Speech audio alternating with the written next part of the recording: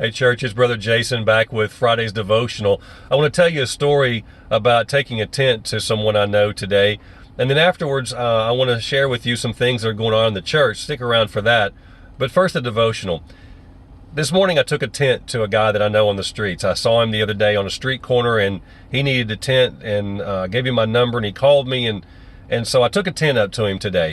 He'd asked for it, and he just needed it because his tent had about 4 holes in it. The raccoons were climbing in it as he slept, and he said that's no way to live on the street, so he needed a tent. So I took it to him today. I drove to North Nashville and dropped it off in a parking lot. And as I got out of the car, I got the tent out of the car and the other things I was going to give to him, and I started to walk over to him, and I instinctively put my hand out to shake his hand, and he did the same. And then we realized that we can't do that. We can't shake hands nowadays because of this COVID-19 thing. And so we didn't. And we didn't know what to do after that. We started a fist bump, and then we started an elbow bump, but that's just weird. And so we just ended it with an odd feeling. And in that moment, I realized touch means something. Touch is important. Touch between us human beings is it's everything. We hug one another. We rustle a kid's hair. We pinch a baby's cheeks. We slap each other on the back.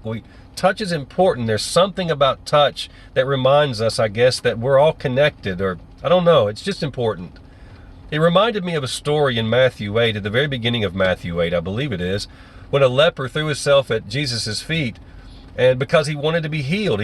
He wanted to be healed from his leprosy. It was a social stigma. He was an outcast because of it, and he wanted to be healed from it. And so he threw himself at Jesus' feet, and then Jesus did the oddest thing. He touched a leper. Now, you couldn't do that. That made you unclean too, and it caused all kinds of social difficulties for you, but Jesus did that. And it was an amazing moment of Jesus touching someone, and I really believe in the touch. There was something healing in it. Now, I'm not suggesting we go around touching each other right now. The health professionals have told us not to do that, so don't do it. But I think we can touch each other in other ways. So I want to suggest something. This week, how about send out a bunch of cards? Could you send out 5 cards to friends and neighbors and even strangers this week? Could you send out 10? Could you send out 20? If there's somebody that sends out 20 cards, let me know, because that would be amazing to do this week. But in them, how about we write just a touching comment?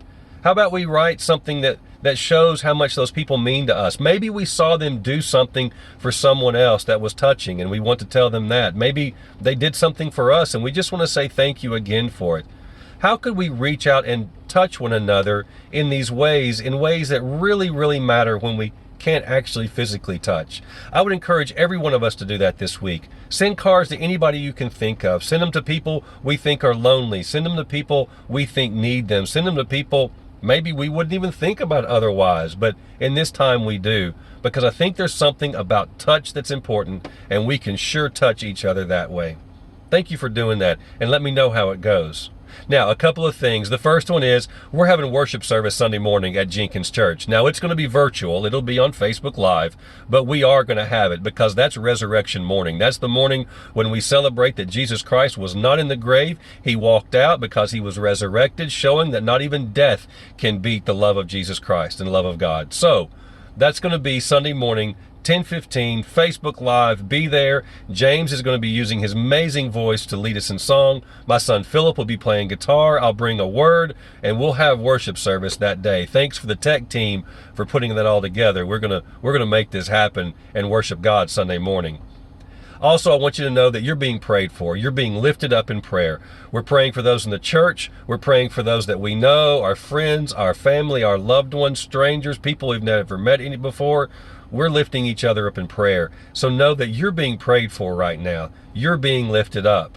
If you're not a part of the church and you would like to submit your name or put your name in to make sure we're praying for you by name too, mention it in the comments below, or send me a message about people we need to be in prayer for, and we will absolutely pray for them. We'll have a prayer service coming up soon as one of these devotionals, and we'll specifically lift them up there. So just know that you are being prayed for and loved.